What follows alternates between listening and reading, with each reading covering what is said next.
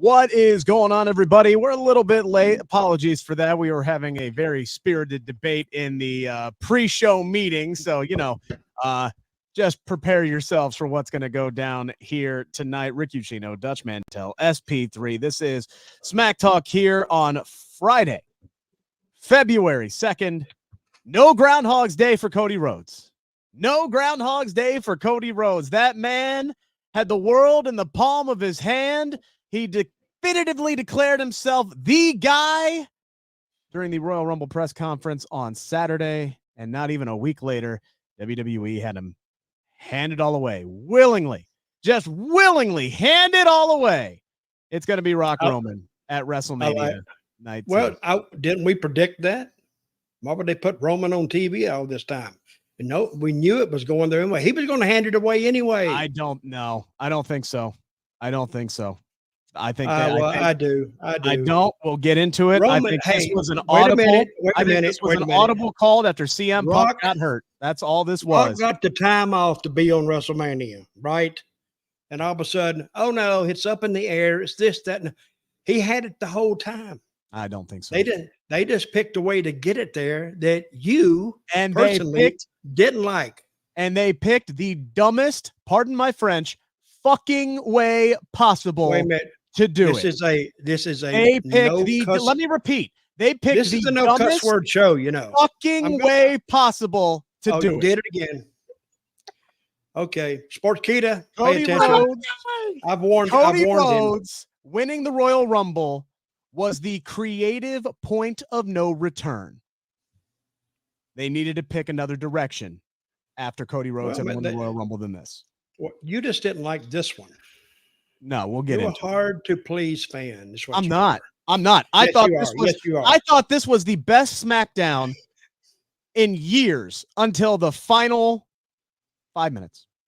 I really enjoyed the show tonight. I thought there was a lot even of doing the men's tag match. I loved everything with Bayley tonight. There was a lot of good stuff that was going on tonight. Bayley stuff was good. It was excellent. I agree. They nailed that. They nailed that. But then Rick is proving he's not a hard to please fan. Let me ask you something, Rick. Did they nail it or not? They nailed that. They nailed it. Okay, for fourth time. I guess they nailed it. So, speaking of 4 times, we're getting Cody Rhodes and Seth Rollins, guys. We're getting Cody Rhodes and Seth Rollins for the 4th time for the title that Roman Reigns took a giant shit on tonight. Oh my God, that is one of the all-time roast. Like, he roasted a title. He roasted Seth Rollins and his whole character, his whole title reign. Oh my God. Like, he brought his burying shovel to the ring tonight in Birmingham, Alabama, is what happened tonight. We will get into all of it. Because a lot of the things he said was true. No, we're like that. You can't bury somebody if it's true. Sure you can. People say, he's telling the truth, Because Seth spit on this. Rick got his feelings hurt. Hey, it ain't just me. Come on, Rick. You got your feelings hurt. Okay. Come on, Poopy. It ain't just me. I genuinely feel bad. We love you, baby. I feel bad for Cody Rhodes. They punked his ass so bad this week. They made him look like a total goof. We'll get into all of that. What did they make him look like? A total fucking goof is what they made. Oh man, you have cursed 3 times. That's not like you. Who looked worse this week? Cody Rhodes, turning over and giving up his WrestleMania main event to The Rock.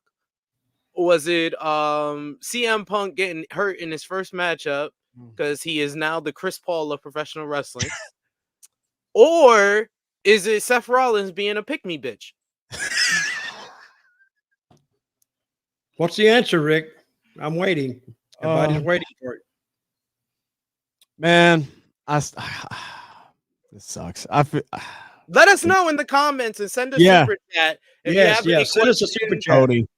Dutch says he's going to answer all the questions in the super chats. It was a misdirection. I think they played it good. You might not like it. Cody's getting there. He's got to tell the story. He had the ending in the palm of his hand and he gave it away. He gave it away to a 54-year-old guy who hasn't wrestled a match in 12 years. He didn't give it away. Why is he yelling? Give it away. Why is he yelling at me? But I'm seeing a lot of people, and it sounds like Rick is reacting in a way that's like saying like Cody's picking the loser title. I don't. Did Cody ever say that? I don't think Cody ever said that. No, he kept saying, "I want that title." He's like, "I'm not that title," but I didn't necessarily say at WrestleMania. So I took that as they were gonna book Roman for Australia. And they're gonna, since there's no Punk in Australia, they're gonna do it at 5 a.m. in the morning in America for the American Nightmare. He's gonna finish the story in Australia. By God, I'm in front of my TV. I'm watching. We would have gotten to that point. All right.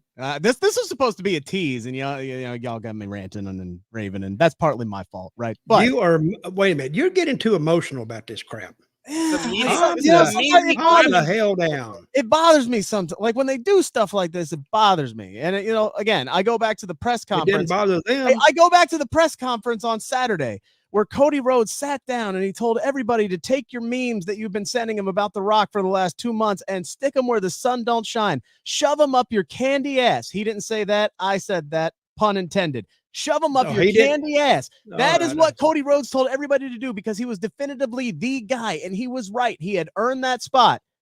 And then 24 hours later, they find out CM Punk is out, and they decide, okay, in case of emergency, break glass. Here's The Rock. We'll do Rock Roman, and crap, what do we do with Cody? Oh, we'll have him willingly give his match away. Hopefully, there are some legs to that Perth thing, because the other thing that he said, SP3, was he was moving his goal up. He said that, right? He said, I'm moving my timeline. I'm moving my goal line up. But we never got a definitive Rock Roman at WrestleMania. Rock didn't even say anything tonight. I was like, what kind of ending was that? That was the thing that upset me. I was like, that was a classic WWE, WWF ending. It was. They do that. Those type of cliffhanger endings. They're following the old adage. Let the fans do some thinking, and they're thinking right now. Yeah, believe me. Yeah, except they're not getting mad like Rick is. Rick's down. Oh no, trust me. There's plenty. What if Triple H was sitting right next to you, Rick? What would you tell him? Say that again. Before he reached over and slapped you in the next week. I would ask him. You couldn't come up with something better than that. And then he'd say, "What would you?" Then he'd say, "What would you?" I would ask, Mr. Podcaster. I would ask in a much better, much more polite fashion. Would you yell at him? Would you yell at him like you yelled at me? No, you hurt my feelings. No. I tend to be professional in the press conference. I may not get over this for just let my emotions fly. Here, I can just let my emotions fly. I'm more professional in the press conferences. Anyway, he is. You don't act this way on your job, do you? What if a listener calls in and talking to you? Will you start screaming at him? There's differences, Dutch. Am I reading the news or am I hosting a show? If I'm reading the news, absolutely not. If I'm hosting a show, oh, hell yeah. That's the whole point. So you get mad like that on radio?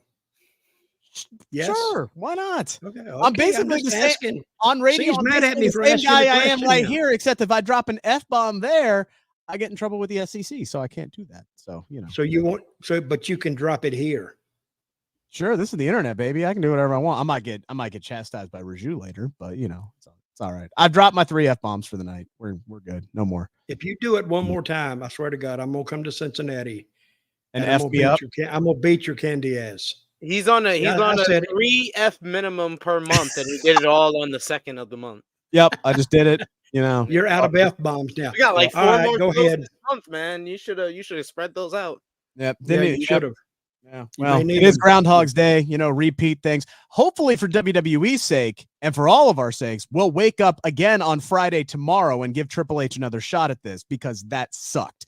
Anyway, we will talk about that. We will talk about that in more detail coming up. We'll talk about Bayley and Damage Control turning on her tonight. Let me ask you this, Rick. Let me ask you this. What about the people who really wanted to see The Rock? Oh, yeah, the casuals. They're not going to care. They're not going to care, and that's why the match was booked. Well, that's me. The wanted to see it. millions and millions of Rocks fans was cheering all around Right. the world and in Yeah, that building sure. in Birmingham. Where is Yeah. WrestleMania? Vegas? No, Philly. Philly. Oh, Philly. That's right. I'm sorry. They're I don't doing know a why I had press Vegas. conference. They are doing a Vegas pre-WrestleMania press conference on Thursday, which is I okay. see. Continue with Anyway, your yeah, rant. the longest tease ever that's now 10 minutes long. We'll talk about Bayley. We'll talk about the call-ups that happened tonight. We'll get your comments in. We will talk about this as well, guys, because we are going to start off the show tonight. What was that question? It was about Brock Lesnar, Dutch. Can I finish my damn tease, please? Damn. Holy hell. I'm sorry. You rhymed that. You're a part-time rapper too, aren't you? Oh, my Lord. Rhyme it and time it. Let's go. Okay.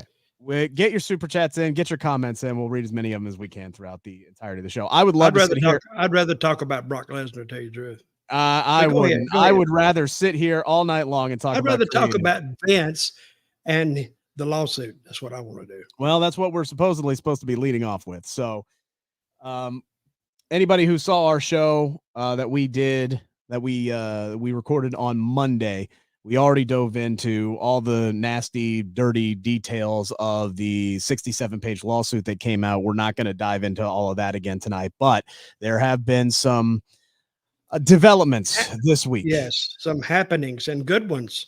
Yes, that include. I mean, it's good for us because we get to talk about it. Not good for the principals involved.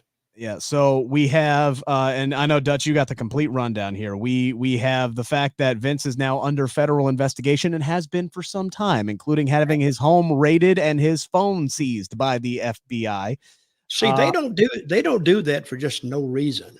Correct. What I'm seeing here, we could have a Harvey Weinstein example coming out of this. You know what they did to Weinstein, right? Weinstein? Yeah. I don't live around a bunch of Jewish people, so I can't speak that. So I always said Weinstein. Oh, what? Nothing. No. I've heard Weinstein and I've heard Weinstein. What is it? I just want to make it clear that was not me that said that. Don't Kanye West me, please. It's Weinstein. It's Harvey Weinstein. Okay. He's in prison, right? Yes, he is.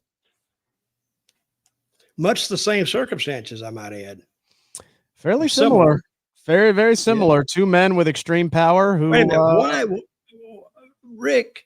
Yes. I think you're talking about this with reticence. It's like you're like being pushed into it. It's all over. It's in all the papers. I understand it. Okay. I get it. I understand it's a big story, which is why I'm discussing it. But I know you want to go to WWE. Creative? Absolutely, I'd rather be talking about creative. I know you want to go to WWE one day as an announcer. I know that. They won't hold this against you. It's news. You're doing a job. Depends on what that paycheck is. I don't know if I can handle that travel. But anyway, so we have the Vince being under federal investigation. We have the fact that John Laurinaitis' lawyer has come out and said that he's a victim. He is a victim in all of this and says like Miss Grant, was under Vince McMahon's thumb and power and influence in this situation. Okay, which, in my estimation, just says it's all true. He just convicted Vince. He's agreeing with it. Yes or no?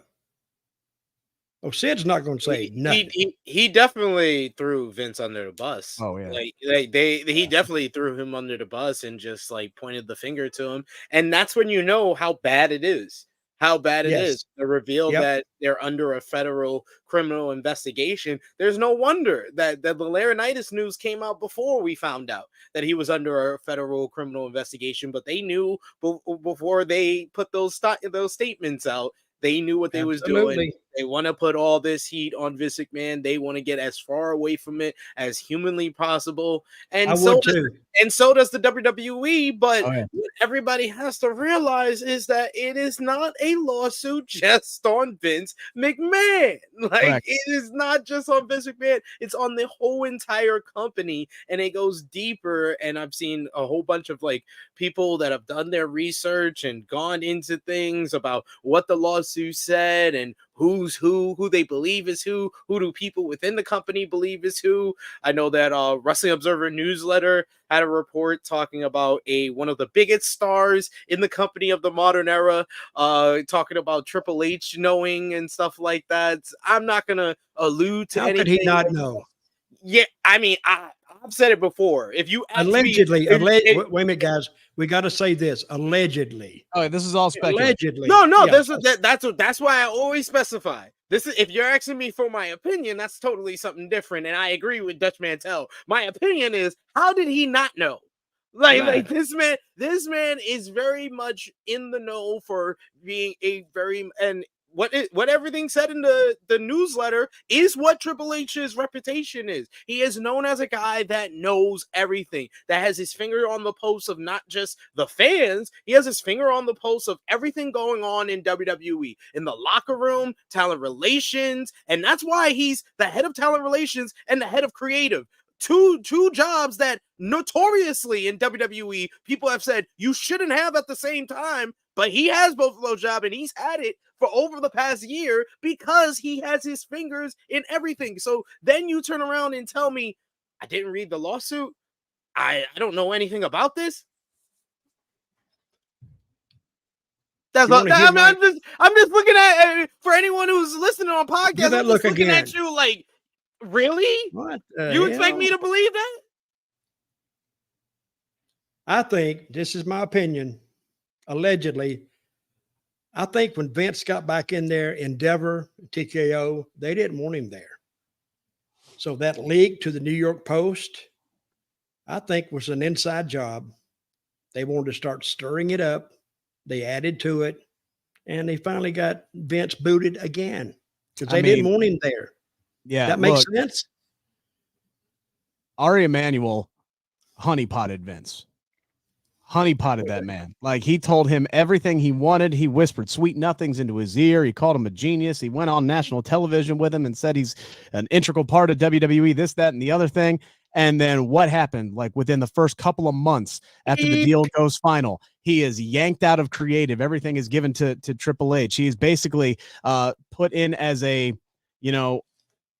I don't even know what the word I'm looking for here is, a dummy, basically a shell of somebody in the court, just there as a figure of WWE within the corporate structure of TKO, basically a meaningless title almost. And then the second that this lawsuit comes out and one of their big sponsors gets pulled, see you later, you're gone. And guess what? You now have no voting power to get back in. None. You are out permanently. What did Vince pay for WCW? I have no idea. I have no idea. I think it was like 6 million, 6 million, something like that. Yeah. He paid more to those girls than he paid for WCW. No, that's an understatement. He paid more to one of those girls than he paid to WCW. Who was the highest girl paid? Allegedly. Well, from the first investigation that they found out, I believe it was in total about like 4 to 5 women, and it totaled to $19 million. And that's before the $3 million that this current lawsuit was first guaranteed on the NDA that he didn't pay, because he had to pay out all the money back to WWE that he was taking out. Here's a question I got.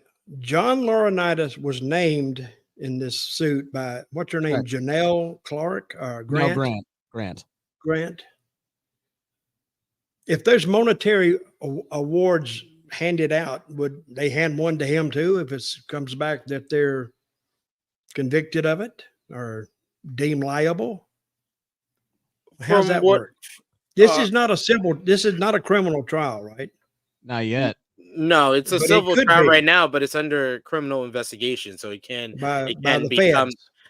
become that now. From what I was told by, we have a guy over on Trio Heat that is an actual lawyer, and he told us that this can potentially become like a 4-way in the court. It could be McMahon versus the victim versus Laurinaitis versus WWE. It can become like that, because if Laurinaitis is already throwing Vince under the bus, we're not far off from WWE. All intents and signs, WWE is about to throw him under the bus. They just haven't said anything publicly. They've done everything to basically set up them throwing him under the Oh bus. yeah, their legal team's just working on it. That's all. Yeah. That's all that is. Their legal team was 100% working on it. And here's the other thing. I believe it was the Wall Street Journal who reported there are more women who are talking to the FBI. They are now coming forward with allegations and all these other things. So here's my expert analysis when it comes to Vince McMahon. He Don't is get mad. he is capital S screwed. And you can go ahead and capitalize the C, the R, the E, the W, the other E, allegedly. and the D. No, even still, he is screwed, Dutch. Do you want to know why? Oh, he is screwed. He's done. Even if Take him off the pan, out of the pan. He is cooked and done. Even if even if he gets away scot-free, doesn't spend a day in jail for the crimes he's allegedly committed, even if he's never even charged because he the damage is done. There's not enough evidence or this, that, and the other thing. Exactly. Court of public opinion, his legacy, his life's work, this, that, everything that we know about him, it's over. It's done. We know who he is. We've always had like the rumors and this and everything about that, but everything that this man has done allegedly again is going to come to light. We're going to see it all. And I guarantee you it's going to be worse. It's going with some of these other women. It might be even worse than what we've seen in the Janelle Grant lawsuit. Like he is done. His legacy is forever tarnished. And that might be the thing that he cares about the most, honestly. I have an answer to this, but I want to ask you guys, do you think Linda would file for divorce now? I mean, I think if it's the best thing for her financially, she will do that. And she probably will have to do that. I don't think she's going to file for divorce. She'll wait to see what's left over and then take it all. She's just going to take half. She'll just take half right now. She's waiting until he hits the. And he's 78, so how long can he be around? Yeah, it's like you've been around this long. How do you like let go of the racehorse right before you can cash it out? So let's talk a little bit about Brock Lesnar there, Mr. Rick. Yeah, so that's the other thing. Brock Lesnar was not named in the Janelle Grant suit, but it was pretty darn obvious as we broke down on Monday. Yeah, he was referenced. That was a very good drop. He was referenced, former WWE, UFC heavyweight champion who was in the midst of contract negotiations while all this was going on. Brock Lesnar, by all reports, was supposed to be at the Royal Rumble this weekend. That was a question I had for Triple H. I did not get a chance to ask it. He was supposed to be at the Royal Rumble. The wording from PWI is he was withdrawn from the event. He did not end up traveling to Tampa, Florida. He was supposed to face Dominic Mysterio at Elimination Chamber. He was supposed to face Gunther at WrestleMania.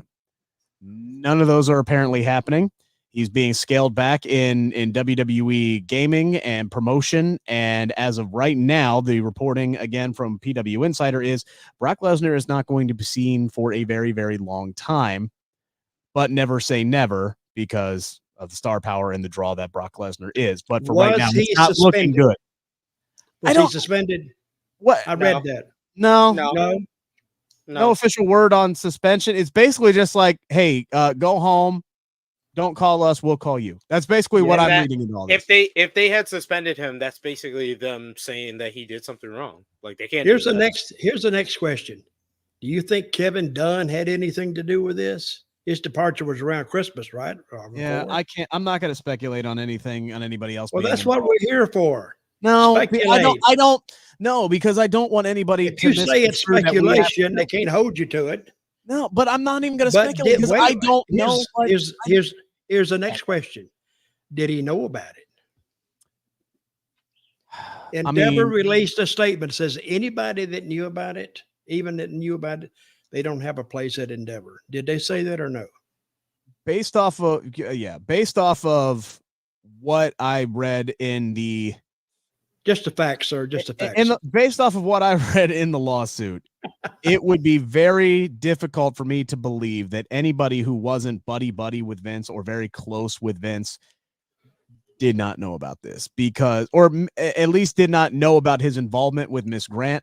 Maybe not necessarily to the extent of the abuse that was going on. But I mean, when he's accused of showing her photos and videos to random tech guys at episodes of Raw, like Allegedly. Again, yes, this was listed in the lawsuit. Like, I'm trying to keep you out of trouble, Rick. You won't let me. I appreciate that. I appreciate that. But yeah, it's just it's my hard next for me to question. believe that people like Kevin Dunn and those who were closest to him, who were his Bruce boys, Pritchard. did not know about this. At Did least he know about it? again, I haven't maybe heard not. about him in the last 5 days. I He had heard he's gonna have triceps. surgery. He had tricep surgery. Yeah, that's From all. doing what? Donut eating? Damn. Damn, you coming hard tonight, Dutch. That donut stuff. What about, and I heard this name too, Michael Hayes. I don't think he had anything to do with it, but he may have had knowledge of it. I think a lot of people had knowledge of it. I would say a lot of people had to. I think it's fairly safe to say a lot of people had knowledge of Vince and Miss Grant having a relationship. Now, whether they knew the extent of that relationship and the abuse that allegedly lay within, that's very, very hard to say. And that might be very difficult to prove, to be completely honest. Okay, if Vince is held, I'm going to get another opinion, guys. Yep. If Vince is held liable in this, what do you think this Grant lady's going to get? Oh, she's getting like in the 7 to 8 figures. Oh, easily. Yeah, easily. 7 to 8 figures, more than 10 million. Yeah, definitely. Maybe 100. What all that? Yeah, that's what I said. Like we're looking at like probably like 8 zeros on that on the eventual check. Yeah. I think we're looking at that's a billion. No, 8 zeros is 100. Is 100 million. Yeah, she might get 150, 200, somewhere in that ballpark. Seriously. Yeah. Seriously. There was another. Yes, there was another. Damn, I should have. There was another high-profile billionaire who was found liable of sexual abuse. One-time sexual abuse. Was found to have defamed this person. And now he owes that woman $93 million, Dutch. So do not expect, don't expect some measly $4 or $5 million payoff. Yeah, it's not. It like 10 times worse, 100 times worse. You said 4 or 5. 10 million is measly in this whole thing. Yeah. Like that's why I said like you're looking at like probably in the close to 100 million is probably what they're going to be aiming for. And I see the numbers that people are saying, and that's probably what she's going to eventually get, like 80 to 83, 85 million or so. So her lawyer, I don't forget what her name was. She said her inbox or whatever her name is, said she's covered up with people wanting to talk to her. Yeah. So that means that this is going to, I think when they start pulling people out of Titan Towers and deposing them, I think you're going to see some mass panic. Oh, you're going to see people pulling the Laurinaitis. They are, anybody who knows anything, they are going to sing like a canary. It was all Vince. Going down. It was all Vince. He's the scapegoat in this whole thing. Like no matter who knew what, he did repulsive things from what was said in this lawsuit, and whatever type of consequences and punishment that he gets, it is well deserved. But also there are other people involved in this case as well, and there are other people who were in the wrong as well. Could they also claim victimhood? Yes, and that's my fear on this is every single one of them is going to follow suit and say, hey, look, man, he's an intimidating figure. He's a billionaire. My job was threatened. I couldn't go against the guy. Like, you're going to see people who make that claim. And there are going to be people, right? Like Miss Grant, who that was the case. But yeah, I think you're going to see some people try to take advantage of that, unfortunately. Yeah, that's my fear anyway. It's sad it happened. Oh, yeah. But that's an understanding. I knew that something was coming along. I thought it had already come along when it happened before. But somehow this made it worse. This was worse than the first time. This was worse than the first time because they did investigation and didn't find any of this out. They didn't even talk to her. Hadn't even called her. That's why I am very much. Lady? They didn't call her. Yeah, they didn't call her. Like she was the most recent person that it seems that was a victim of Vince McMahon, and they didn't even call her. How long do you think that WWE knew that this suit was coming?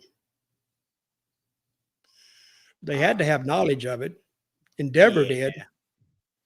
Yeah, but I know she filed it that week when it came out in the Wall Street Journal. I don't know how far in advance they knew about it though. I'm pretty sure in their own company filings after they bought the company, they listed TKO. I mean, listed Vince as a liability. Yeah.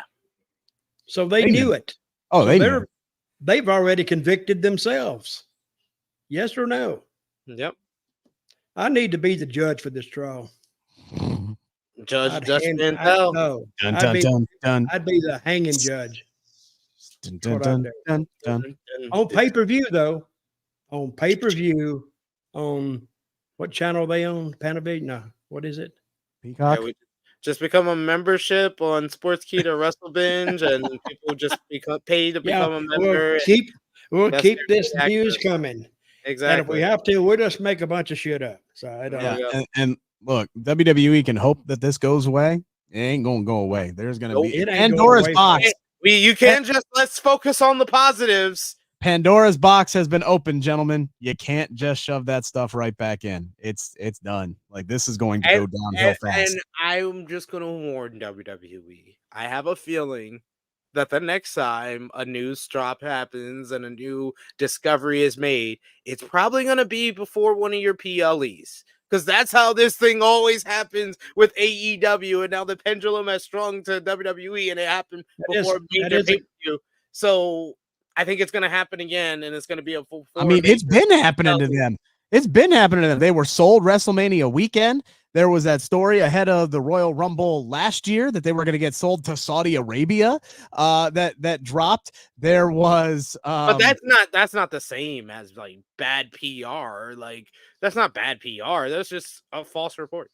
Yeah, no, I no fair, but I'm just saying, like there have been news drops that have seemingly happened at like every show, at least the last few ones that I have gone to, and I guarantee you, something else will come out next week ahead of that press event on Thursday.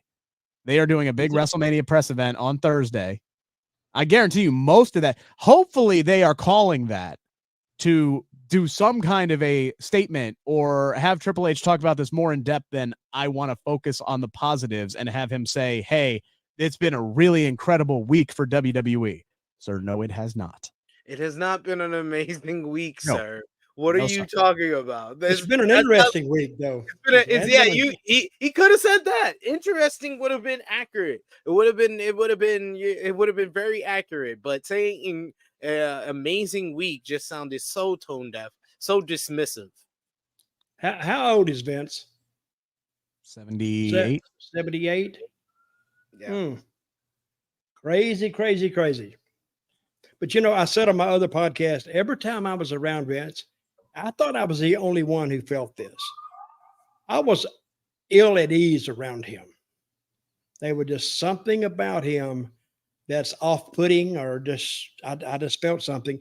Put him and Laurinaitis in the same room, which I was one time talking to him. I couldn't wait to get out of there. And I thought it was just me.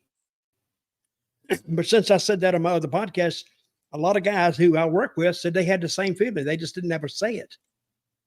But when you get in a room with them, and you ever just be around somebody and they just seem to be something is wrong with them, you just don't know what. Yeah, you don't even know. I work in radio, Dutch, of course. I don't get the comparison. I work with a bunch of you can. You're in radio, right? Yeah, I'm on radio. I work with weirdos. Do you work with somebody like Vince? Or what Vince is being? Thankfully, all jokes aside, no, I don't. Okay. See, this is a serious subject, and you're trying to joke around, Rick. You would be ashamed of yourself. I did in the past, though, at other radio stations. Yeah, well, I got that feeling from him. So this doesn't surprise me, but it does surprise me. Yeah. I don't know. All right, you want to talk about this crappy show we saw tonight? Hang on. We got some super chats we got to do. We got Lewis Conyer saying it's karma. All the money that Vince made putting the territories out of business, he will lose it all in the lawsuits. Karma. Pay it back. I don't know about that. I don't know about for the territories because Monopolizing is the American way, but just being a terrible human being, that's where the karma comes into play. Yeah, that sounds more accurate. He's done a lot more terrible things than putting out the territories. Yep, for sure. Roland Curtis with the super chat. We appreciate that. Ronda Rousey. It's called Pro Wrestling Fake Fights for Fun. Online fans incorrectly said it was a work for heel heat. Now she says that Bruce Pritchard is basically Vince's avatar. What are your thoughts? This is something we talked about a little bit on Monday's show, but Dutch, your reaction to that was? Yes, I think that anything that's going to happen in WWE, if Bruce is still there, Vince will stay in contact with Bruce. They were, I know, very close, because everywhere you saw Vince, you look around within 30 feet, there was Bruce.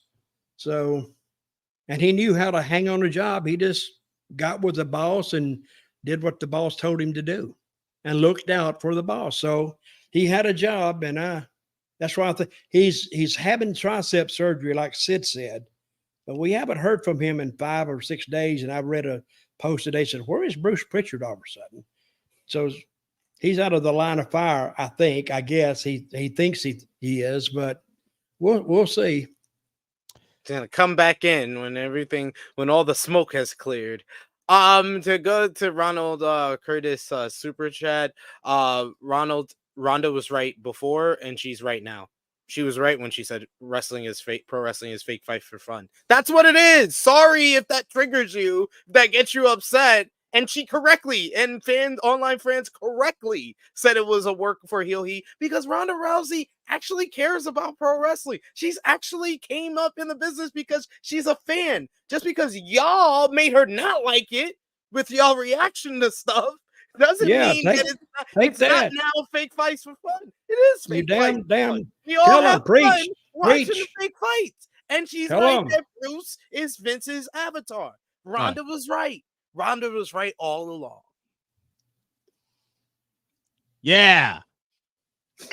She's a prognosticator. Ronda is going to be looked at more fondly after her days in pro wrestling are done than her run. But she hasn't told any stories yet, right? You know she's got some. Oh, I know she's got a bunch. Yeah, and imagine if she has some, and she was like the golden calf of the women's division. Guarantee you she's got some. Mm-hmm. She was handed everything she was wanted from the second she got there. And I guarantee she still got some. And she's still bitching. She's still complaining. That's how bad it was. All right, let's talk about this. To be fair, they did botch her second run as well. Oh, she didn't care that much, but they botched it as well. Oh, yeah. Both things can be true. Yeah, they killed it. Yeah, you don't know what happened during that run that they botched, because it could have been botched by order, by decree, by Vince. I think it was botched from jump. I feel like Ronda wanted to come back and do the Becky match, and she was told, "Oh, you're going to come back and you're going to do the Charlotte match." And she immediately was like, "All right, I'm not feeling it." And you're going to be a babyface. You're going to be a babyface. She's like, "No, I'm not feeling that either, but I'll do it because you're going to pay me a lot of money." And then she lost. And then she lost. They botched that from jump. And you could tell the moment I knew that Ronda was obviously not happy in WWE was when she was openly criticizing her rivalry with Liv Morgan, saying, "Man, could you imagine?" I'm trying to remember exactly what it was, but it was something along the lines of, "Man, could you imagine if they actually gave us good shit to work with and some actual time to do something, what we could put together?" It was when she that surprised me too. Reposted the Money in the Bank angle, the Money in the Bank when she cashed in and stuff. Yeah. See, a lot of these things that's happened in the past, now when you put them on a timeline, they kind of make sense. Happened. Even Stephanie leaving. Remember, she left, and then she came back, and then Vince come back, and she left again. Peace. Crazy. She was the smartest one. She separated herself from this whole situation long before anybody else did. I've always been of the opinion, in retrospect, I feel like Stephanie knew the Wall Street Journal first report was coming out. That's 2 weeks. 2 weeks before it comes out, she leaves. Like the time, I'm sorry, I put tea leaves together, people. Yeah. All I'm doing is reading the tea leaves, and that timing is a little too close to be a coincidence. Yep. All right. Here's Sid at his house, turning the tea leaves. Ooh, yeah. All right. Okay. Talk. Rick, talk some wrestling, please. Yes. Let's talk about the show tonight. Let's talk about The Rock main eventing WrestleMania 40. Yes. So the whole main event angle is set up for Cody Rhodes to make his decision. Now, first things first, we get Roman Reigns coming down. Roman Reigns was on one tonight. Like, he was absolutely 100% on one tonight. He was having fun with his promo. You could tell. But this felt like, you remember that John Cena promo that he cut on Austin Theory? This felt a lot like that. This was John Cena's promo on Roman Reigns of 2017. Yeah, you're right. Yeah, that's a very good point. Very, very, very valid point. This was, look, I give a lot of credit to Seth Rollins, what he did on Monday. He came out there. It was like the ending of Hateful Eight. Like, I don't know if you guys have seen that or not, but this was like Walton Goggins sitting down saying, hey, she ain't got nothing to sell. I'm kind of curious to hear her sales pitch. This was exactly what happened. Seth Rollins had nothing to sell. He had absolutely nothing to sell this man, a title he has no affiliation with, a title he has no love for, an opponent he has already beaten 3 times, including once with one damn arm inside of Hell in a Cell. He had everything in the palm of his hand. He had his shot at Roman Reigns. Taylor delivered to him. He earned it in the Royal Rumble. He had his night 2 main event. Lock, seal, delivered. He had nothing to sell to him, and he got to the point where he had people online going, you know what? Seth Rollins made a damn good point. I give Seth Rollins a ton of credit for that promo on Monday, and whoever helped him write it, unless he did it himself, in which case, hey, he deserves all of it.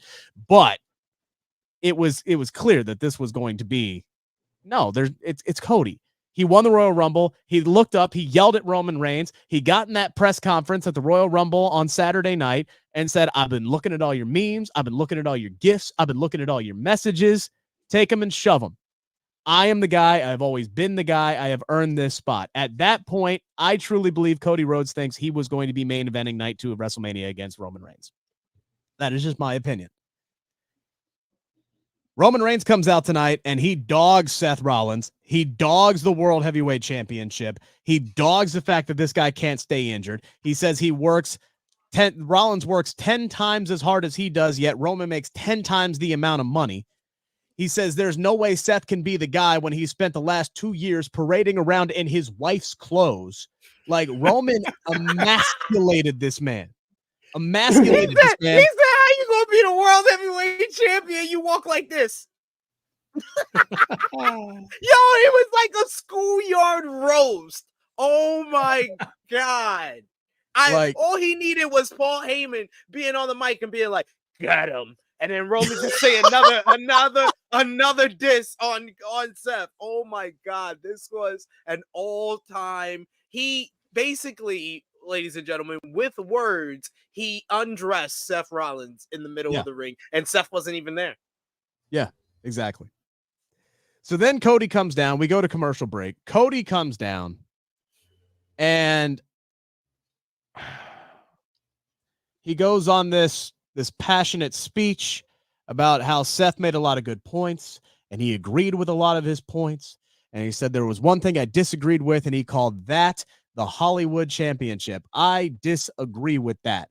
And he goes on this diatribe about how Roman cheated him, which he did, about how he had Roman dead to rights, which he did, about how that was the title that his father had his hands on and it was abruptly ripped out of him, which it was. Everything that he said. And I'm like, good, except I'm looking at the clock and I'm going, man, can he keep talking for 6 more minutes? Because I feel like I just had this feeling in the pit of my stomach that something was coming. And then Cody just goes off the rails and he starts talking about, well, what is finish the story? Is it taking that title away from you, or is it taking everything away from you? And he mentions all the counsel that he had sought, all the advice that he had gotten over the course of the week. And then he said, oh yeah, and by the way, one of those guys you know very well. And Cody makes mention, I am coming for you, Roman Reigns. I am coming for that championship, but it is not going to be at WrestleMania. The Rock's music hits. He comes down. Those two stare at each other for about 4 minutes, and the show ends, and that's it. Gentlemen, Yes. what the hell? What I liked it. the hell? This makes absolutely, positively no sense whatsoever for Cody Rhodes to just willingly have everything he wants in the palm of his hands. He won the lottery. He didn't win the lottery. He earned it. He earned his ticket. He earned his opportunity. He earned everything that he wanted, what he has been working for the better part of a year to achieve. And then WWE had him on screen just willingly go, please take my spot, Mr. Hollywood man. You deserve it, not I. By the time WrestleMania gets here, do you think the people will remember this interview? I didn't mind it, to tell you the truth. I thought it was pretty good. The hardcore audience will, the casuals won't care, because then that's what WWE is banking on. They won't care. They won't care because it's going to be Rock Roman in the main event of WrestleMania. And look, in a nutshell, I get it. We've talked about this before. I've written articles about this before. I get why Rock and Roman is getting booked. I get it. But, and so tell me if you disagree with me or not. I do not. I firmly believe this was a crap. CM Punk is hurt. He can't face Seth Rollins. We got to change the card up. We have to do this Rock Roman match. We have to. The second that Cody won the Royal Rumble and came out at that press conference. You're saying just because Seth Rollins got hurt, you think they just stuck Rock in there? Yes, I do. I firmly believe this was a break. That's not WWE style. See, yeah, I think that you're like, had to be planned. You're acknowledging one loop of this, and you're not acknowledging another loop of this, Rick. Because I think that probably this was the plan all along. When Rock says the line, I think that was the plan all along, and then it got changed when Seth Rollins got hurt, because we all heard around the Royal Rumble that Punk people were talking about Punk. But they decided before the Royal Rumble that Cody was going to win. And what happened right before the Royal Rumble? Seth Rollins gets hurt. They could not go into CM Punk winning the Royal Rumble and doing the feud from here on out when you don't know from week to week if Seth Rollins is going to be there because of this injury and rehab and all of that. Fair point. So they made Cody the winner there. So then that changed the plan again. Then CM Punk gets hurt and they change the plan back. I feel like you have to acknowledge both loops. Sure, maybe this was the original. Maybe this was the original idea. They went to Cody again, and then Punk's hurt, and they were like, "Well, Cody, here's what we're gonna do. You're the ultimate company guy. You can do this for us. You can make this important. You can make this title what we've been trying to make it. You win this title, and then you win all the gold. You're gonna take everything from Roman. I don't know when that's gonna be. Because how they laid this whole segment out, it's like this Rock Roman matchup is for the title, because Roman makes sure to make a whole bunch of references to the title before he even stepped foot against Rock in the center of the ring. So I think it's going to be for the title. So then when does Cody finish the story? You think it's going to be for the title? They didn't say it. They didn't say it's going to. They didn't say it was going to be a match. They just did the stare down. I think it's going to be for the title though. So and this is where it's confusing, and this is where I'm hoping that we kind of get get our cake and eat it too, have our cake and eat it too kind of a situation, is the fact that Cody talked about moving up his timeline or moving up his deadline and said finishing the story is taking everything away from you. So I didn't understand that. Now, do we does this, and that's the thing. Cody's story they changed Cody's story because Cody's story was just winning the title that his dad never won. Who cares about Roman Reigns and his bloodline and his family and taking it? No, that's Cody making it personal. It's never been personal with Cody. Yes, he got screwed over, but it's always been about the title to him and nothing else. Nothing else. They've altered his story now, which sucks. And the only thing the only way that makes this make sense is if they do Roman versus Cody at Elimination Chamber in Perth, and Cody beats him. And Cody takes the title at Elimination Chamber with The Rock's help, I guess. And then Rock and Roman for the tribal chief thing, because that's taking everything away from him. Because The Rock's not going to beat Roman Reigns if he's got the title. If that match is for the title. Like that, to me, that's what it sounded like they were trying to set up, but there ain't no way in hell they're going to do that. So again, I go to none of this makes sense. They did the dumbest freaking thing they could possibly do. They gave Cody everything he wanted, about what you willingly gave it away. They willingly gave it away. They made Cody look like a goof. You know what I think he did? Gave it away. That's what I'm agreeing with you now. I'm kidding, Rick. But I see your point. I see your point. I see your point. But you don't care, and the casuals don't care. There are people in the chat who don't care. Somebody call me a fucking moron. I don't care. Disagree with me. Insult me. I'm not wrong. This doesn't make sense. No, don't insult Rick, because I will then insult y'all. And you don't want that. I got better jokes than y'all. You insult Rick. You insult Dutch. I'm roasting y'all like Roman roasted Seth Rollins on this show. Yes, and that's rough, buddy. So, anywho, but I see your point, Rick. But you, as a fan, you have that right, and everybody else does too. And this was always. Does it mean that you're not going to watch it though? Is what I'm saying. Oh, absolutely, I'm going to be there. Look, there's part again. Oh, hell yeah, I'll be there. I'm so split on this issue because, like, there's part of me that's going, oh, cool, we're going to get Rock and Roman at WrestleMania. That's going to be awesome. That's going to be a spectacle. The arena is going to be electric. It's going to be a hell of an experience. It's going to make a ton of money, and that's why it's booked. But at the same time, I feel bad for Cody. He earned that spot. He has been WWE's guy for the better part of a year now. Top merchandise seller. The fans love him. He's over as hell. He won the Royal Rumble. Like it just doesn't make sense for me. It sucks. It just sucks that they're doing this to him. And the way that they did it tonight, where they just had him just step aside and let The Rock take over. Now, I thought it was nice that The Rock kind of like leaned in and said something to him, which I'm sure was some kind of form of an apology, basically, for what he had to do here.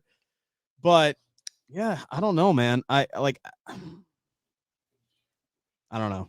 I feel weird about it. I just feel weird about it. And maybe I'll feel better about it after the next few weeks, because there's a lot of build that has to get led up to this. Oh yeah. Well, it is what it is. And that's what we're going to have to live with. I'm sorry, but I laughed at the potential of, because I know this is what Rick wants, but it would be so funny because people have told me that Cody is the next guy. Cody needs to be the one to beat Roman because he's the next guy. He's a top merch seller. I had someone even, and I respect him. Shout outs to Sat E. Nyangi. He compared Cody Rhodes. He said Cody Rhodes is as hot as Stone Cold Steve Austin was before WrestleMania 14. And I laughed. But there's people that actually believe that. And you're telling me Austin is not going to win at WrestleMania 14? He's going to win at No Way Out in Texas? That was a good point, Sid. I have to give you credit there.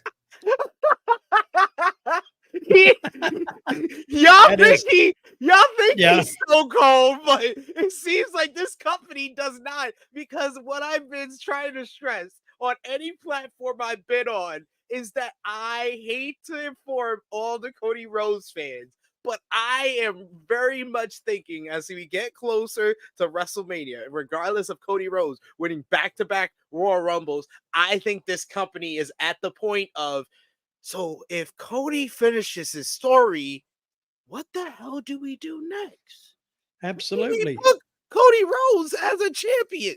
And no one seems to be able to answer this one question.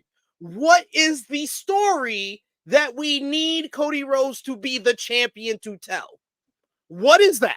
I What don't is the know what it story to is. finish? No You're one right. knows. And even Rick, you feel very passionate about Cody Rhodes. What is the story for Cody Rhodes as champion that's going to be this riveting tale that's on the level of anything Roman Reigns did? I've never said that Cody's reign should be this epic long thing. I'm not saying that. I'm just saying name one epic story, because you can't even name the obvious one anymore. Because guess what? When I suggested Rock versus Roman and Cody not win the Rumble and Cody versus somebody else at WrestleMania, and I said instantly the one that makes sense that you can have a story, Randy Orton, everybody came up to me and was like, oh, that's not good enough for WrestleMania. So therefore it's not good enough for the WWE Championship. So what's the story? Y'all can't answer that, can y'all? Y'all Cody Rhodes fans. Look, I would go with Randy Orton. I would go with Gunther. I think Gunther should be the guy who beats Cody for it. But how long can we kick this can down the road? How long can we sit here and say, oh, well, there's no story as that can will go. We don't Gunther have any challengers for Cody after he wins it. Like, that's on WWE to come up with those guys. Well, Gunther's not a challenger. Gunther is a challenge. He's not a challenger. He's the end. That's what I said. He should be the guy who beats Cody for it at SummerSlam. So all everybody can tell me is what? The first feud and the end feud. So he's only going to have 2 feuds? That's not it? Every title match needs to be a freaking endurance test. Cody's money, I agree with Dutch in this. Cody's money is in the chase. But eventually, he's got to catch the car one time. He's got to catch the car at least one time. The Rock never had a title reign that was longer than like 40 or 50 days. Stone Cold's runs were never that long. Mick Foley held the title for less than like 12 days combined in all 3 of his title runs. It's 11 days too much. Years. Say that again. I'm sorry. I said it took Austin 2 years to win the title. Sure. And how long was Mick Foley champion? Like a month. 12 days, you said? Like, seriously, it was like 18. It was like 12 to 18 days combined between all 3 of them. Like, he and The Rock. That's 17 days too long. But Jesus. We'll just go with that. But I think I don't think this ruins anything. I think it still gives Cody. Eventually, the people will say, God, give it to him so we can get it over with. So if they drag it a little more, I think drag it out 3 years. Here's my thing. I don't know how after this promo tonight, they can sit here and give us Cody Rhodes versus Seth Rollins for the World Heavyweight Championship with a smile on their face, like with a straight look on their face, because Roman Reigns eviscerated that championship. He basically ruined and like buried Seth's entire run with this. All of Seth's work since last May to build up that championship to be a credible world title, what he said it was on Monday, that everybody bought into on Monday. Roman just crapped all over that tonight. And then you're going to book him. You're going to book him at WrestleMania against a guy that he's already lost to 3 times, including a match in which he only had 1 arm.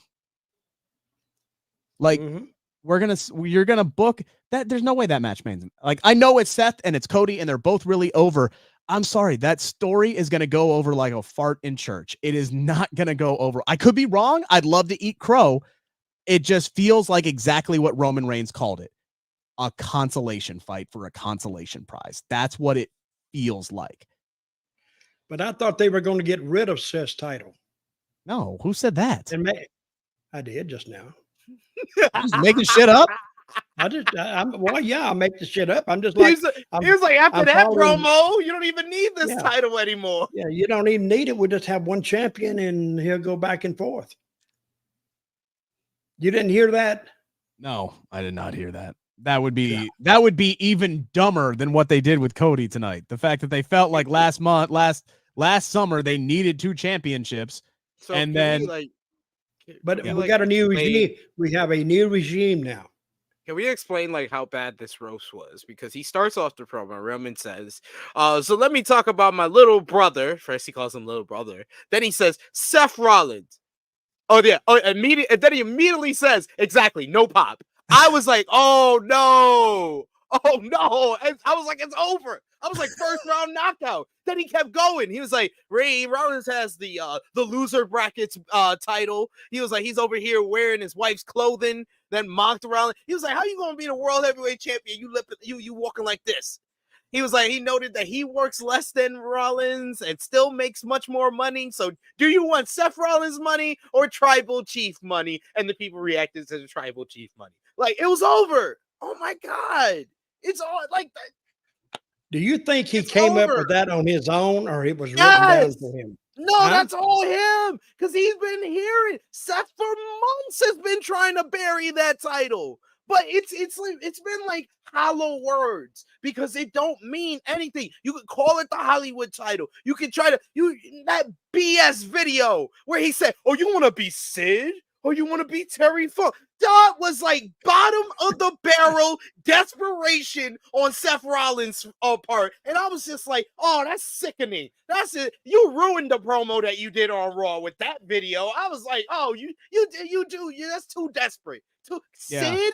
Sid held the NWA, the WCW title, and broke his leg in the matchup with that. He did much worse with that title than he did with the WWE, WWF title. Yeah, look, that's the thing. That's the thing that I hated about Seth's promo on Monday. It came off like desperation, like crap. Punk is hurt. I've lost my main event. My only prayer is for Cody Rhodes to pick me. Please, I know you've whooped my ass 3 times, and you will probably whoop my wounded duck ass again at WrestleMania, but it's more important to me that I close the show once in my damn lifetime. Please. That's what it came off as, because you know what? That's what it was. That's what it was. Once you cut through all the rhetoric and all the brilliant and, nostalgic things that he said, all the good points that he made, at the end of the day, that's what it was. It was like, dude, I can't lose out on another main event at WrestleMania. I can't. And it sucks because CM Punk versus Seth Rollins was a slam dunk main event for WrestleMania Night 1. It should have been there. The story was brilliant. It was going to be there. Hopefully they can circle back around and do it again next year. But damn, just like it feels like that. It feels like this Punk injury and maybe the Rollins injury, like you said, it just completely reshuffled the card. I feel almost like WWE shuffled the card more than they had to. Like more than they had to. All you had to do was pivot the world heavyweight title picture around Drew McIntyre. And maybe they haven't because he hasn't re-signed a contract. And maybe that's why they didn't go that direction. But Drew's doing the best work of his damn career right now. He's the most effective and interesting heel on Raw. So book him for the damn world title match. Let him win the damn thing. He's great. They got a new head of creative, so they're approaching it from a different standpoint, which works. The other way didn't make any. Talking about not making sense. I think when Vince was in power, it didn't make sense to me a lot of times. You know what I would rather see? Sorry, go ahead, Dutch. I'll let you finish. I'm letting you talk. No, go ahead. You finish. I'm yielding the floor to my esteemed colleague, Rick. You know what I would rather see? No offense to Cody or Seth, right? Here it comes. I would rather see Damian Priest cash in, win the World Heavyweight Championship, and defend the damn belt against R-Truth. I would rather see that at WrestleMania than Cody Rhodes and Seth Rollins fight over that championship after tonight's promo. All right, let me write that down. So you just want to completely bury the title. I'm gonna send this to him. I mean, yeah, you like Rick said, he's going down a whole completely different rabbit hole because I even suggesting Damian Priest as world heavyweight champion is going to start my whole discussion of, does Triple H know how to book good men's Money in the Bank winners? Because he's over 2. Because Damian Priest looks like an idiot at this point. He does. And Austin Theory was the worst Money in the Bank cash-in of all time. So he's 0-2. And it's really bad 0-2 too as well. It's not even he didn't do well. Yeah, I've forgotten that story. I've even forgotten that story. I feel like what did Austin Theory do with that? He cashed it in. He cashed it in on the U.S. title instead of the World Heavyweight Championship or the WWE Championship, and then lost to a beaten up Seth Rollins, who got beaten up by Bobby Lashley beforehand. Oh, okay. And then won the belt a month and then won the belt a month later, because then they really pushed him. And you see how well that worked? He had a 2-star matchup with John Cena at WrestleMania. Oh my God! After getting pantsed by Cena on the microphone. Let's talk about the show tonight real quickly. Yeah. What did you think about it? I think about the last.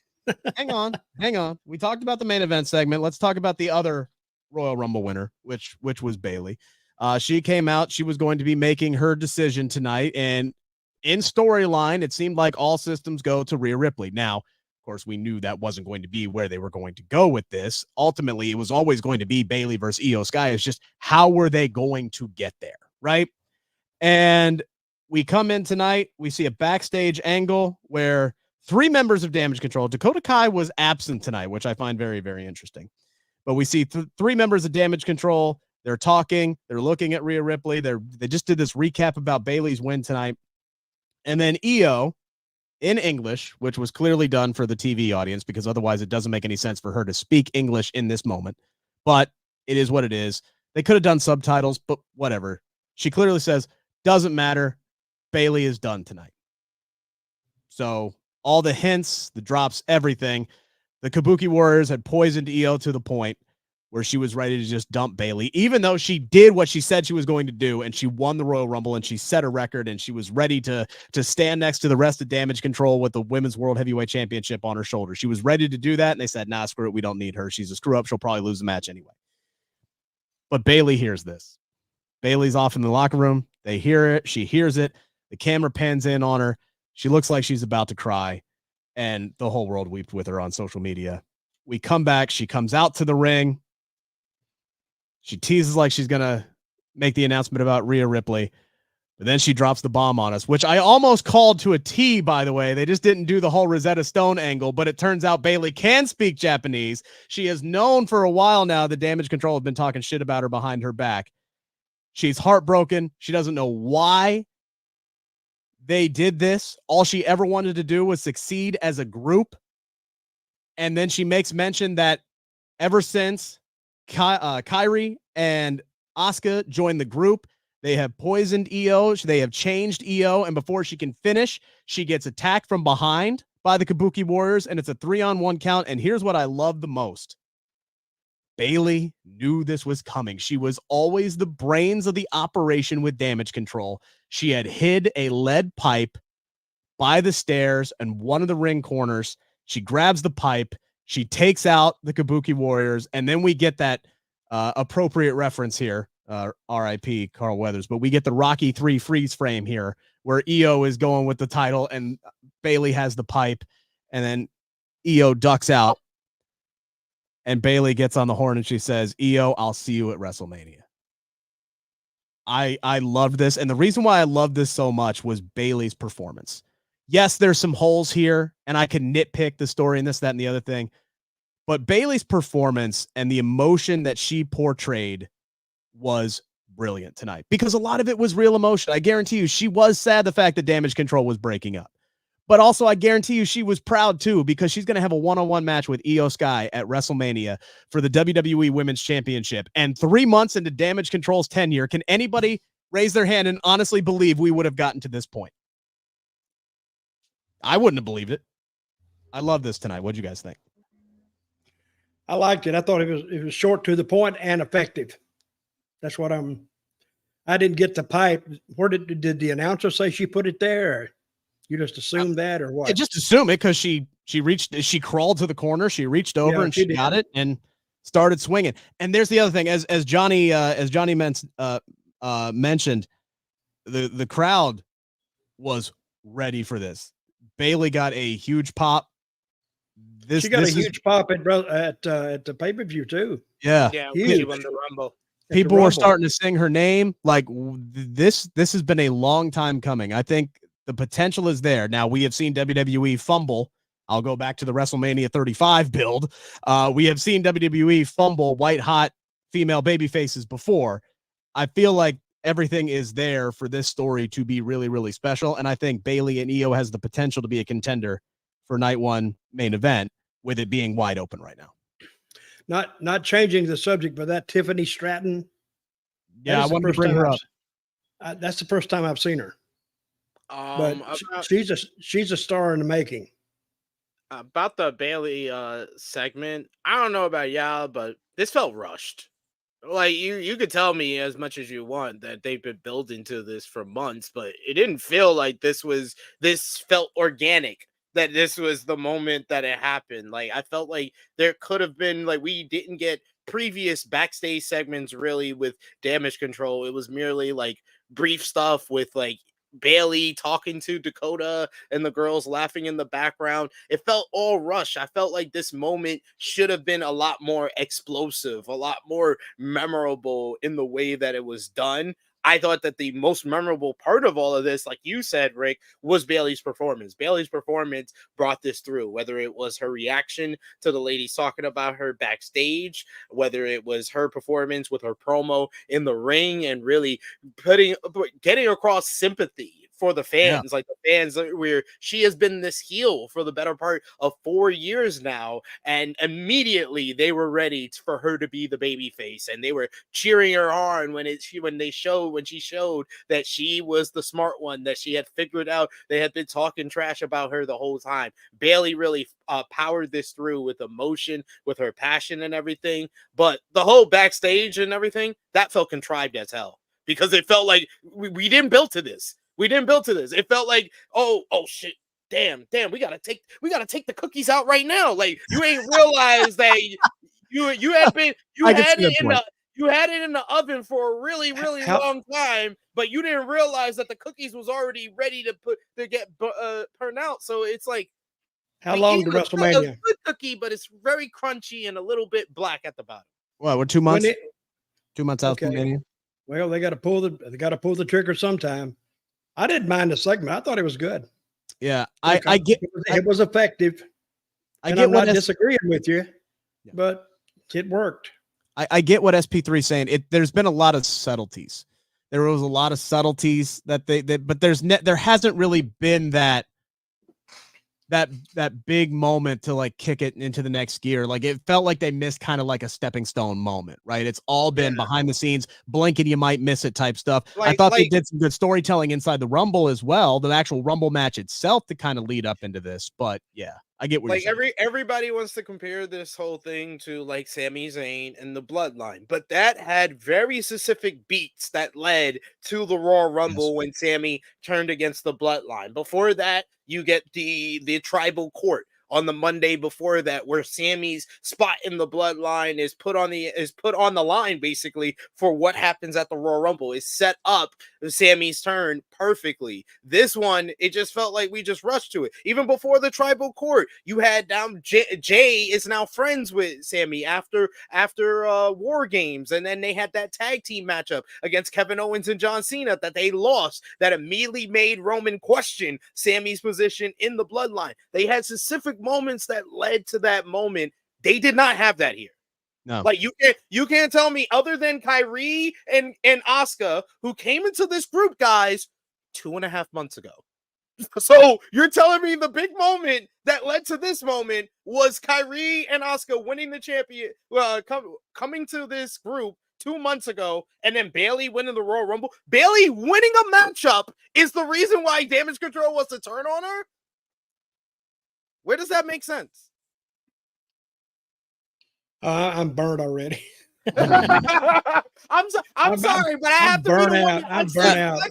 To be fair, we did have, because when Dakota went out with injury at about May or so, right? Like, Damage Control was on this big losing streak for several months. They were teasing tension between Bayley and Io, and even Io winning the Money in the Bank by handcuffing Bayley to Becky Lynch. So there were those moments, and I feel like the story is, yes, Kyrie and Asuka came in and were like, what are you doing with this loser? Like that. There are pieces to the story that are missing that I'm hoping we get over the next couple of months. But I get what you're saying. I do get what you're saying. Here's my big thing about this, and it's the same thing with Cody Rhodes. We have an entire another pay-per-view before WrestleMania where titles are going to be on the line. What is this damn rush to have your Royal Rumble winners choose who they're going to face within the first week of winning the match? What sense does that make? Rhea Ripley's going to defend the title. It's not official yet, but she's going to defend the title against Nia Jax in 2 weeks. Why can't you have Bayley make the choice after Elimination Chamber? And you could have drug out this story a little bit more. Why would you? What happens if she chooses Rhea and storyline mode, right? Because Nia Jax is not going to beat Rhea Ripley, obviously. But in the kayfabe world, Bayley choosing Rhea Ripley when she could lose to Nia Jax doesn't make sense. It's not a very smart play. And as we found out tonight, Bayley's actually going to be a smart babyface. So is there a contract? Is there a stipulation that they have to choose? Smart babyface. There's never been that. Well, what the hell? Bayley outsmarted Damage CTRL tonight. Stupid. You know somebody's going to come in, but you turn your back anyway. Oh, boom. Oh, dude, I am crazy. The one who coined dumb babyface syndrome. All right. Like I know it exists. I know it's very real. It's claimed many of superstars. But so far, Bayley must have had a vaccine or something because she outsmarted the heels tonight. It's rare, but it does happen. Back to your point, Dutch. Tiffany Stratton, yeah, she's a star, absolutely in the making. She is officially on SmackDown. SP3, I know you've been big on Tiffany for a really, really long time. What do you think of her debut tonight, real quick? I'm a card-carrying OG member of the Tiffany Stratton fan club since my days of doing the NXT 2.0 review over on Wrestle Talks podcast channel, because she instantly got the charisma and the character side of it, and all it needed was her to kind of work on her in-ring work, and you see that she has a lot of poise in the ring. You saw that in the matchup with Michin that got a really strong reaction from the crowd, some really good near falls down the stretch, and that was probably the loudest reaction Michin has gotten for any matchup she's been in outside of like the EO match since she came back to the company. She was great. She was great tonight too. She was really good, but I love Tiffany, the backstage segment with her and Naomi being introduced as new members of the SmackDown roster, and everybody's happy for Naomi, and she's like, no, I'm the center of attention around here. And I love her teasing the matchup with Bianca and then blasting Michin to set up this matchup. And then she looked good in that prettiest moonsault ever. One of the best in the business today. Bianca and Tiffany at WrestleMania, possibly? I don't know. Bianca needs a dance partner. She needs a dance partner. She said she found it in Jade Cargill, man. You can't ignore that reaction. You at this point, after that reaction in the Rumble, you either do Bianca versus Jade or you do Bianca teaming up with Jade and going for the tag team titles. Man, it feels like they're going to put Jade on Raw. If they put Tiffany and Naomi on SmackDown, SmackDown needs it, though. It's not like SmackDown don't need it. Yeah, I mean, Raw could use another. I don't know. Is Jay going to be a babyface? She going to be a heel? I mean, she took out Nia. I mean, something tells me she might be a babyface. She got a babyface reaction. It's going to be interesting. To answer this question real quick, should Bianca Belair turn heel? No, negative. She's still the number one babyface. Bayley is now a top level babyface, and you now can add Naomi to that. She'll be one of the top 3 level babyfaces. Those are your top 3 babyfaces right there. Yeah, and then Damage CTRL, your top level heels on that show, and now you add Tiffany into the mix. SmackDown feels very balanced right now. Yep. It feels very, very, very balanced. Last question. Where do you guys think Braun Breaker should go? Good question. I'm going to say Raw. There's too many. I'm going to say Raw too.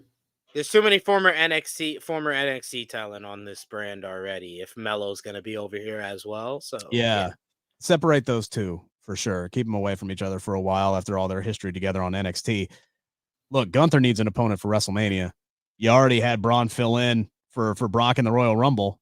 Why not lead to Gunther? And by the way, SP3, remind me, who was the last man who beat Gunther?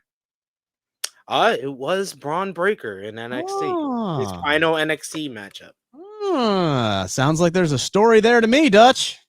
I would like to see it. Hey, I'm a big Gunther fan. I really am. I like the way he works. He's not spot happy. He just beats the crap out of you. And he takes his time and he's over. People like that. do. All right. There was some other stuff that happened on the show tonight, but we're already over on time.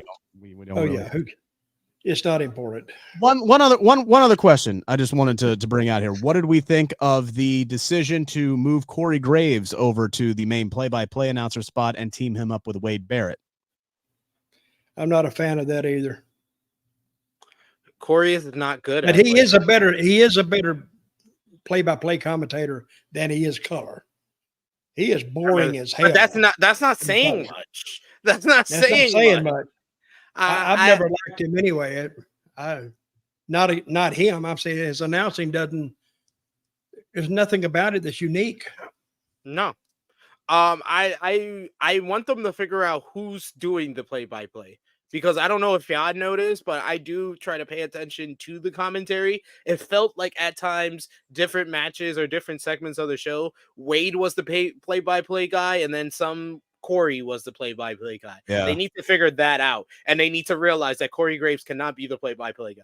That's it. Like every time Corey was the play-by-play guy, it was a struggle. It was bad. New role for him, right? New role for him. Completely different animal calling play-by-play than doing color commentary. I can attest to that because I have done both in my broadcasting career. It's a highly different animal. I like Corey. I've always liked Corey more than you've liked Corey on the commentary table. SP3. I'm willing to give him some time to grow into the role, and I think WWE is going to be more willing.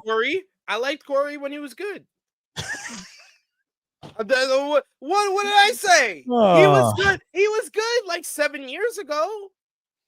Before he got reprogrammed by the main roster and Vince McMahon screaming in his ear, he got reprogrammed. He was good when he was in NXT. Go back to 2014, Corey Graves, he was a breath of fresh air. I'll say this much. I think they're going to give him more time to grow into that role than they gave Kevin Patrick. I think that's that's for sure. They're going to give him. We called Kevin Patrick anyway. He was lost. I'm wondering if, like, because bringing back Pat McAfee and putting him with Michael Cole on Raw is great, but I'm wondering, what does Vic Joseph got to do to get another shot up on the main roster? Like, man, they don't. I don't remember him. They don't show no love to Vic, Todd Phillips, none of them. I mean, Vic was the commentary, like, Vic was the lead guy on Raw when Mace was on commentary as D.O. Madden, and I forget, was it Byron? Was Byron the third man in that booth? I think it was Joe. Samoa Joe. Yeah, it might have been Samoa Joe. Our current AEW world champion was doing color. We got one more super chat here before we wrap up. Roland Curtis, appreciate you as always. The segment where Bayley caught them talking behind her back should have happened 2 months ago, but at least Dakota wasn't there. Io didn't touch Bayley, and Io hasn't said why she betrayed her. Yeah, that I think that's a very important points. All right. Yeah, points to look for. I'm glad you're an astute observer. Yeah, Io did not touch her. And I think Dakota, it's going to be very interesting to see where she lies. I think it makes more sense for her to stay with Damage Control and kind of assume that mouthpiece role for promos and things like that. And I think she would be great in that role, but they don't got to jump to that. They can have a very torn Dakota Kai for several weeks before she ultimately makes her decision. Maybe she doesn't make it until Mania. Who knows?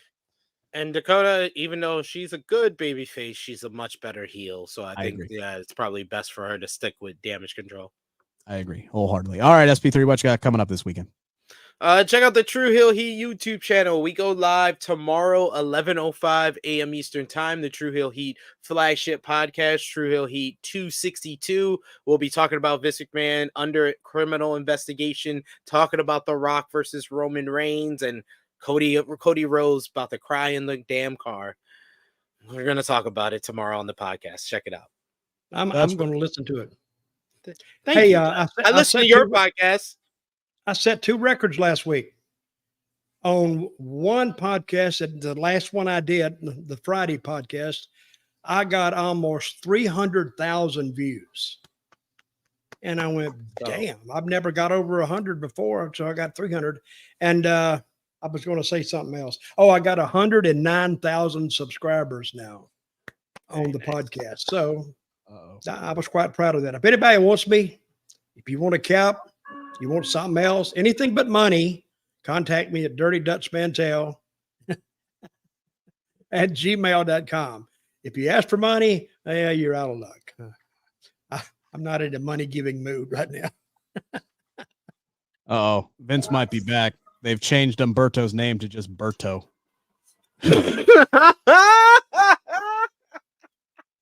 Hey, did somebody said Vince Russo was going to WWE? Is that true? I heard that. Did Vince Russo tell you that? No, but he was. I read it online. No, it must have been true if it was online. Take care, guys. We're way over on time. Enjoy the rest of your week.